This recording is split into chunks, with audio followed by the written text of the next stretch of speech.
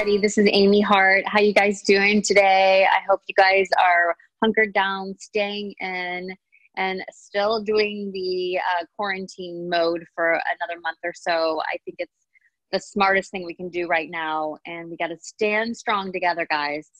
None of this political bull crap. We got to stay strong. We got to move forward with our life, but be mindful and protect our community, our healthcare workers, and our friends and family that we love. So stay strong.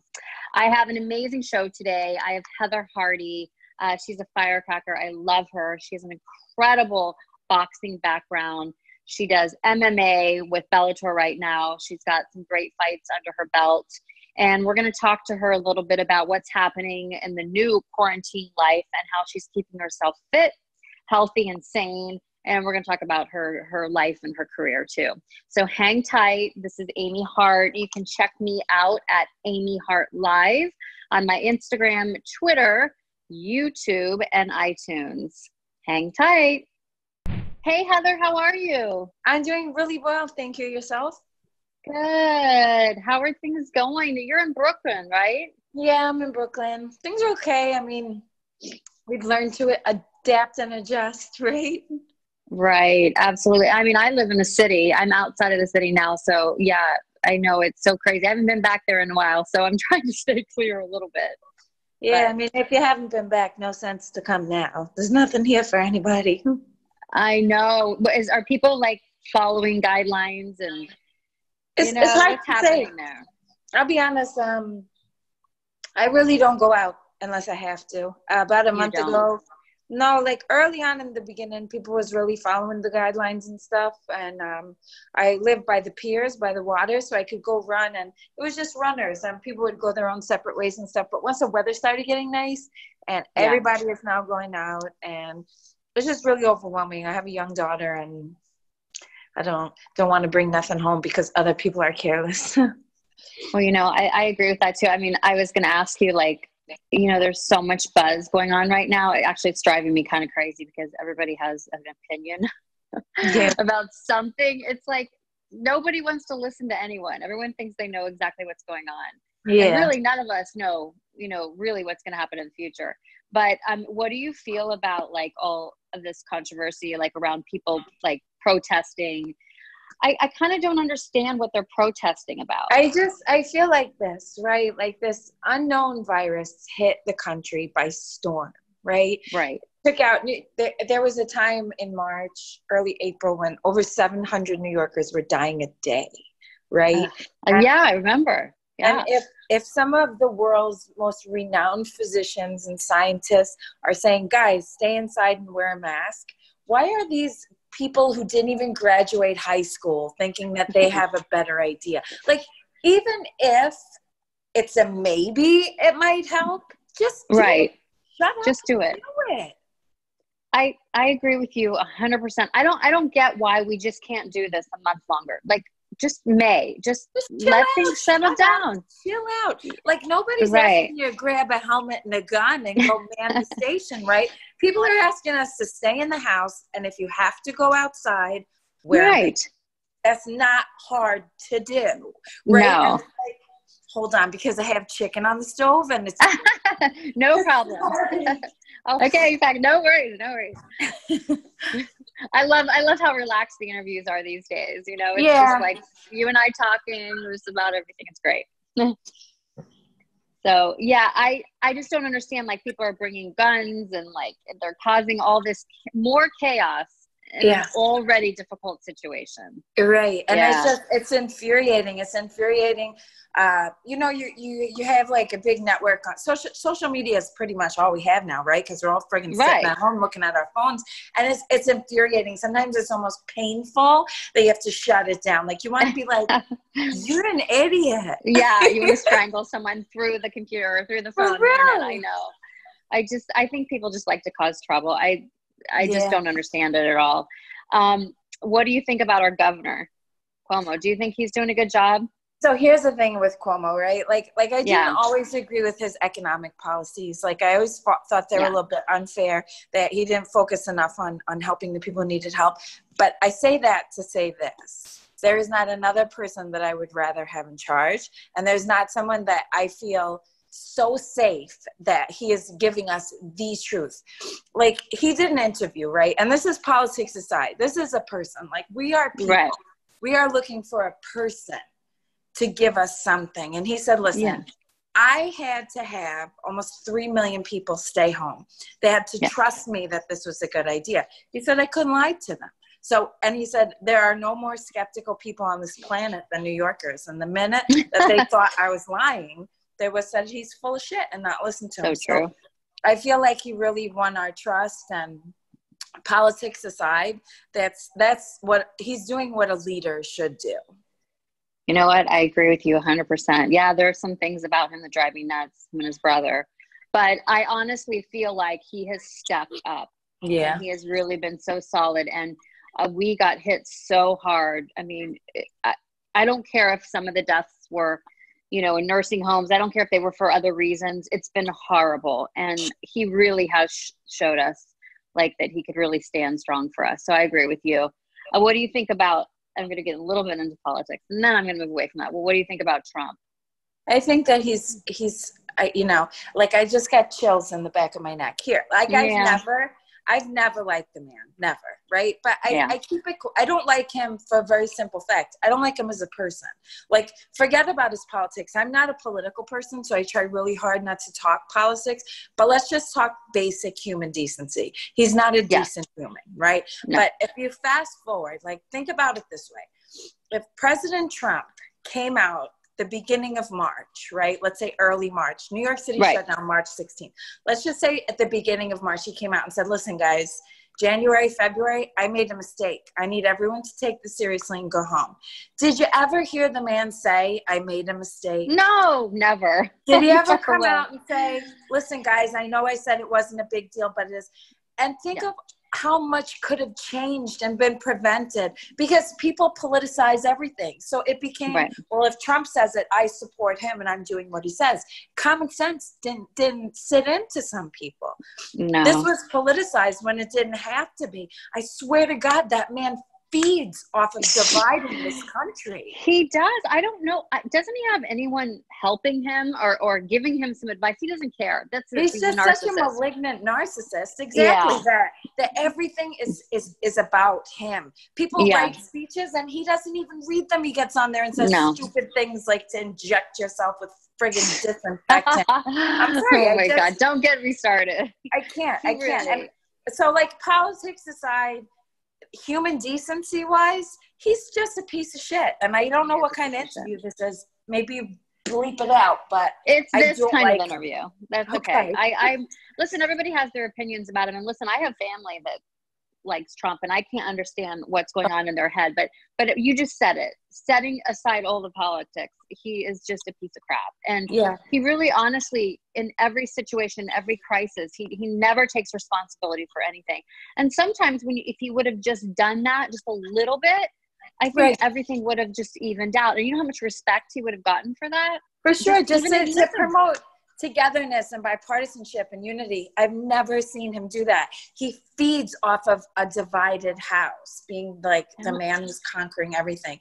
And to me, it's just disgusting. People are dying. It's disgusting. You know, and how about the people who are saying this isn't true? That the hospitals are fabricating the numbers. My cousin is in Montefiore right now. 28 years old in Montefiore as a doctor. It's not discriminating against anyone. And I don't understand why people just can't come together and try to solve the problem together and be united. Why do we have to keep doing all of this opinionated bull crap where we're blaming each other? I don't understand it. I just want things to get better. I want it to resolve so we can get back to our normal life. And the way people are acting, I'm really nervous about them opening everything up too soon and it just starting again. But all we can do is protect ourselves and be smart, especially if you have a little one at home. I mean, protect your family. For sure, that's first. So enough on that. So there's so much to talk about, but I have so much respect for you. I'm doing my segment on Powerhouse Women in Sports. And I lived in Vegas when UFC started, when it first started. And I was doing a lot of the Mayweather interviews, and boxing was kind of the highlight then. And I was watching this, you know, magnificent thing grow with all these women going into MMA and women in boxing. And I thought it was so incredible. Yeah, your boxing career is outstanding. Thank you. It really is. And you have to be super tough in so many ways. Like I would just get the crap beat out of me. But anyway, I appreciate that. So tell me, for people that don't know your story a little bit, tell me how it all started for you in boxing. Because I know that you're really open about your life too, and things that have happened. Yeah, I mean, I was 28. I was in the middle of a divorce, and a little karate school opened. I was living with my sister. Two of us were single moms, not getting child support. I was working like 6 jobs. She was like my wife. I was the dad, going out to work. She was taking care of the babies.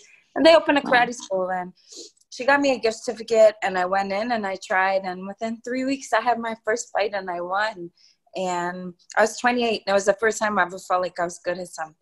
So I kind of just made a million sacrifices over the years to do it. And if you fast forward, I was in the amateurs for boxing 18 months. I won every title that you could win as an amateur. I know. Unbelievable. I beat up all the girls.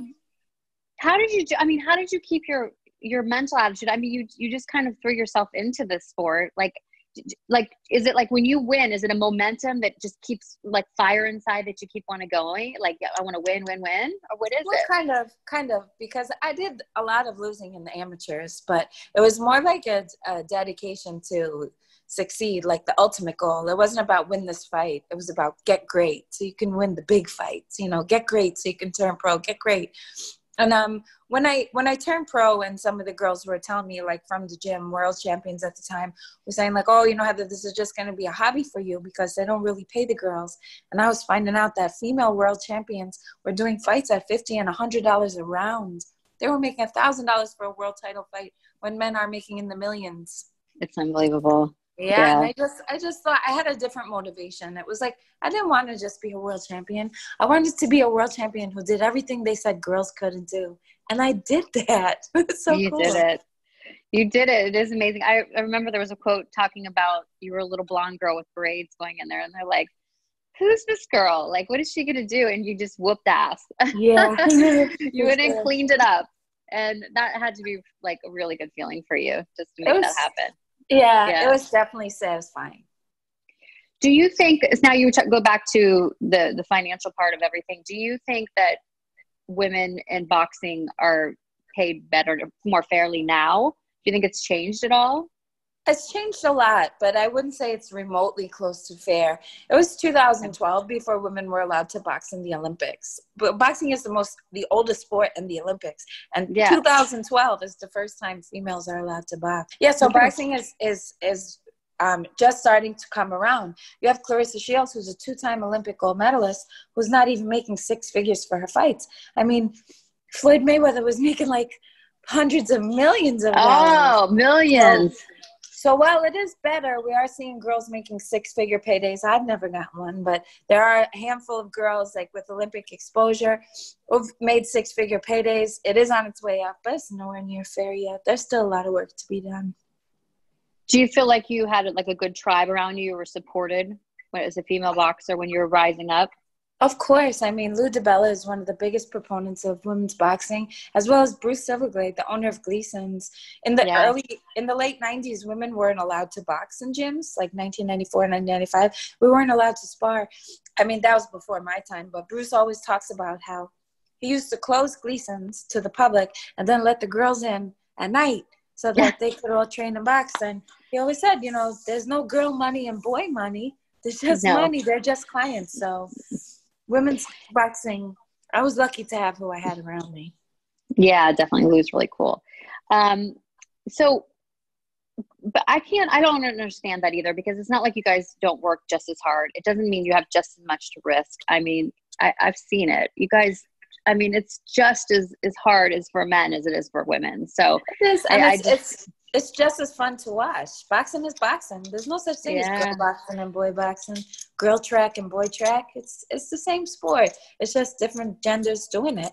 And you know, the closer we get to that, hopefully the closer we get to some money. Yeah, exactly. So then you decided to switch to MMA, and you signed with Bellator. So tell me about what your thought process was with that, because it's different. Yeah. You know, that's yeah. I had a karate background, so I did a little bit of kickboxing. And Okay. if it was any other organization, I might not have went for it. You know, it was I had done a fight at the Barclays Center, and I sold $40,000 in tickets. And when I say I sold, I mean during my training camp, I would run to Barclays Center. They'd give me a handful, and I'd bring them the money. Like I actually I read that about you. tickets. I know, that's amazing. And that I sold $40,000 in tickets, and I was fighting for a WBC title. I think I was 19-0 at the time, or 18-0, and they put me on before they opened the doors. So I boxed to an empty stadium. Nobody was there. I sold $40,000 in tickets. Not one person saw me fight. So it was at that point I realized, like, I need to get creative, and I was offered a fight with Bellator at Madison Square Garden. So I said, yeah, why not? It's a fist fight. I've been in plenty of those. So I did it. That's so great. So a lot of people ask, like, what the difference is between UFC and Bellator. Like, can you explain that? Well, UFC and Bellator is like the Yankees and the Mets, so to speak. Yeah. Like, you know, it is. It's the same sport, Yep. but they ain't never going to play each other. They're in their own organizations. They don't practice together. The only difference is the Yankees and the Mets might meet up in the World Series, and that's no such thing as UFC and Bellator. They're their own separate organizations that have their own rosters of fighters that only fight each other. That's the same sport. Yeah, it's the same sport. Some people say that you guys are huge competitors. Would you say that? Yeah, because the top two biggest mixed martial art organizations in the world, with the biggest pool of talent among the two. Right. Okay. So.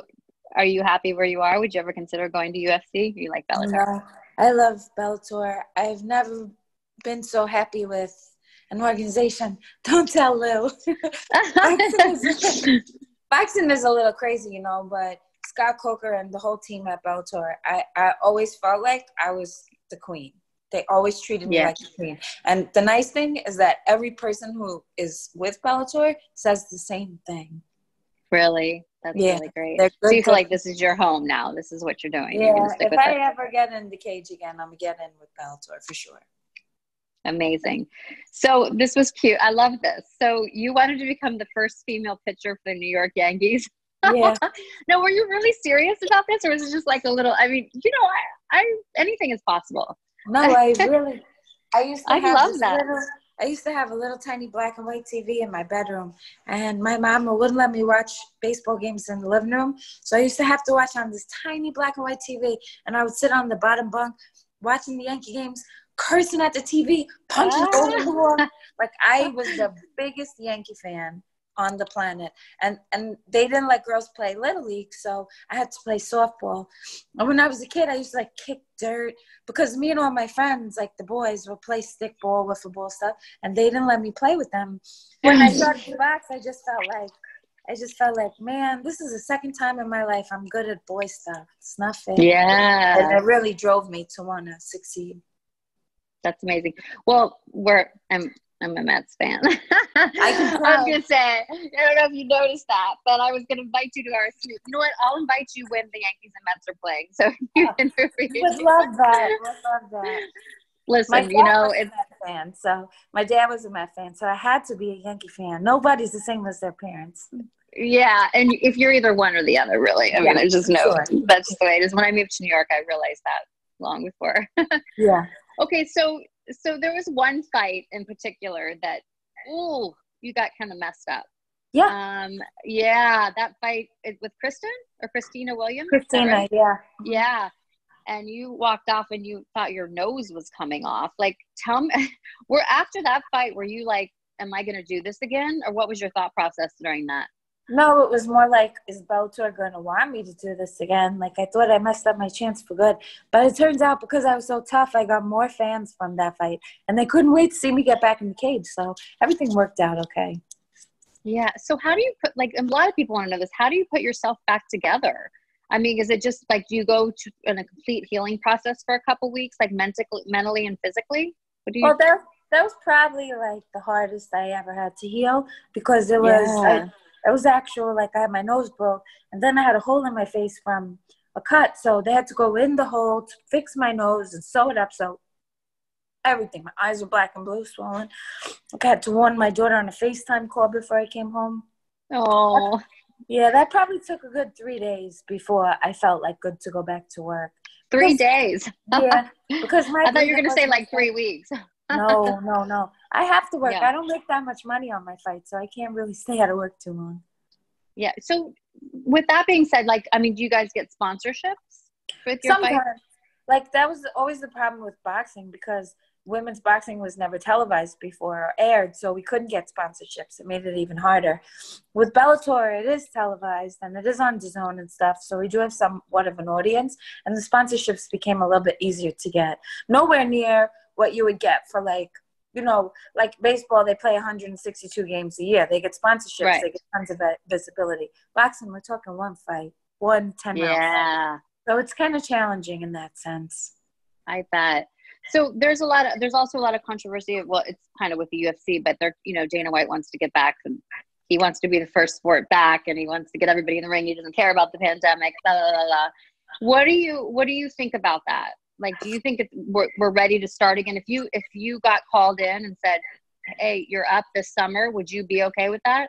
No, because it's irresponsible. It's irresponsible to the safety of everyone. It's not just two fighters in the ring. You're putting the coaches at risk. You're putting your sparring partners at risk. You're putting the officials at risk. You're putting the medical staff at risk.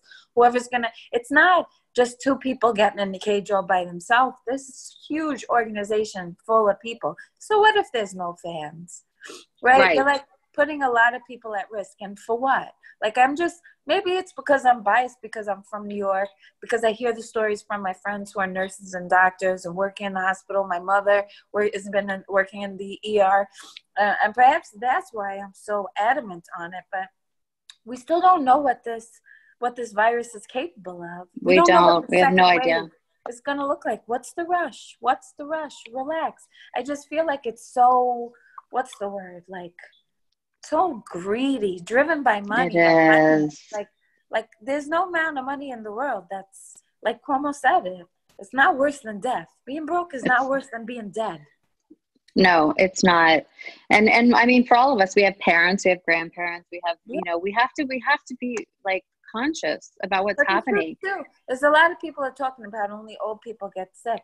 Yeah, you know what? Not a lot of young people die. But how about all the young people who are in the hospital for 2 weeks on ventilators, who can't walk up a flight of stairs? Just because you're not dropping dead as a statistic doesn't mean that you're not severely put out and affected by it. Like, just chill out and stay at home. Relax until we know what this is going to happen.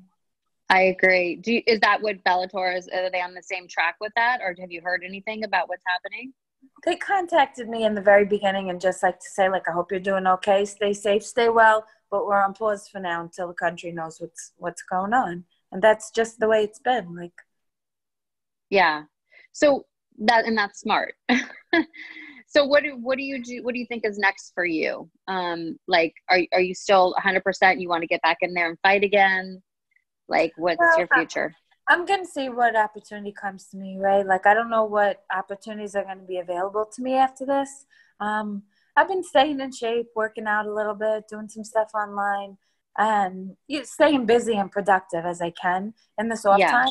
But I'm trying not to look too far ahead, because that's how you get yourself upset. Like when they said that we were stuck in the house till June 1st, my sister almost lost her mind, like panic attack, hyperventilate, because she expected. People freak out, right? Yeah, she expected. I think that we have to just stop looking forward, stop expecting. We don't know what's going to happen. You got to take this like 1 week, 1 day, 1 minute sometimes at a time.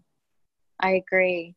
I've watched your fights, and you're in stellar shape. You're doing a great job. You're amazing. You got a great attitude. But some people say that this is a very young sport. Not that you're old, but I'm just curious what your thoughts are. Like, would you keep going and fight at the high level that you have, no matter of what your age is? Of course, because People look, we used to say 40 was old, right? They used to have Major League Baseball. If you're a baseball player and you're 36, you're out. There are so many. Right. I'm not my mother's 38. I'm not my mother's 38, right? Yeah. I'm not 10 years ago's 38 with science, with sports nutrition, with the way that my body is in shape and that I've learned to take care of it, to take care of injuries, to nurse through, to rehab through training. A 40-year-old today is not the same as a 40-year-old 10 years ago. So I just feel like if you're capable, you're capable. I don't know what my body is going to let me do, but I always got fight in me, man. Yeah, I like that. So let's talk a little bit about you, because there's some really great things that you talk about being a woman. And, you know, I know you did some different promotions, and some people would say you were too pretty to fight and this and that. What makes a woman beautiful? Like, I just want some like good advice from you for women out there that are struggling to know who to be, especially in the sports world. I think that, like I always said that, everyone said, oh, she's so beautiful. She's so beautiful. Like, oh, she's too beautiful to be a fighter. Like, let's make this very clear. I have been in rooms with models, rooms with actresses. Nobody mistakes me for one of them. I don't think that my beauty comes from how I look. I think that people are beautiful when they do the things they love, because there is a certain energy that radiates from someone who's doing something that they're passionate about. That's why so many people like fall in love with their coaches or fall in love with their idols. If you like boxing and you see somebody who's a great boxer, it's so easy to just, you know, put them up on a pedestal like they're somebody else. You know, there is such a beauty in doing what you love and staying true to who you are, right? I think that my beauty doesn't come from how I look. Like, I look like every other freaking girl. You see me on the street, nobody's chasing me home for my number, trust me. But it's you're pretty cute. Thanks. But you're also, I can tell you've got lots of really good energy in your soul, and that's what it's about. Like, and that comes out when you're in the ring too, and with boxing and everything. But I also think you're a role model, because there's a lot of women out there, young girls, that are like, can I do this? Can I be in a male dominant sport? And can I have enough confidence to push away all the comments and what people are saying? So what would you say to a young girl that's starting out, that really wants to go after it? I mean, I think I'd say the same thing that you might say to a young woman who wants to be in journalism, or my daughter wants to be an artist. Like, we live in a very male dominated society. There isn't a single woman who's going to push forth into a field where she's not felt like she's seen as below a man. And some people might say, oh, you're living in the old times. But the truth of the matter, and the truth of the wage statistics, shows that it is a real thing. Every single woman in the world has to work twice as hard for half the respect. So my advice to every young girl is, don't stop fighting, whether it's in the ring, whether you're pushing people out of the way with your microphone to get the first interview. Never stop fighting. I love that. Heather, I'm so happy to have you on. Where can we find you if we want to follow you and see what's happening, and see if you're going to get back in the ring? Sure. So you can follow me on Instagram at Heather the Heat, which is kind of cool. Maybe I can use the second to plug. I'm offering, I started this, my best friends, our group chat, we would get together once a day for 30 minutes and exercise. And when this all started, because we're all in New York and stuck at home, and everything improved, right? Like, even people who don't go to the gym are now stuck at home, not walking back and forth to work, up and down stairs. Like, you're not moving. It's more important now for you to exercise at home than ever. So I was working out with my friends, and then every day I would think, oh, I want to invite this one. Oh, I want to invite that one. So I just started to do like a 30-minute live Instagram workout. I do it 30 minutes live all day. It's at home, completely body weight. No, it's totally free. You can log on, watch it 24 hours a day. And it really makes a big difference. We're burning like 500 calories a class. So come work out with me one day. Awesome. I'm going to come. I need it. Yeah. I've been like, what are we going to do? What time? Is there a certain time that you're doing it? So I usually run them, and it's kind of fun because I'm getting some of my other world champion friends to join me. I've had Alina Farland from Bellator, Franchon Cruz, Veronica Jeffrey. We had like a whole string of girls who come and work out and do the workouts with me, and Leah McCord. It's just been tons of fun. So, but it's usually at noon Eastern time. But they save on my story all day, so you can watch them and replay them and do them when you get home. Awesome. Awesome. All right, everybody, you heard that.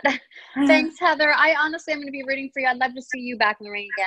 I'd love to come. I love going to the fights, especially because you're in New York. Are most of your fights in New York, or where are they? Yeah, I'm a big ticket seller here, so I usually fight either Barclays or the Garden, both sports. So cool. Yeah. I'm rooting for you, girl. And take care of yourself and your family. It was so nice to talk to you today. It was lovely to talk to you. And let's go Yankees. Yeah, let's go Mets. All right, girl. See you later, girl. Bye. Bye-bye. A Parkville Media Production.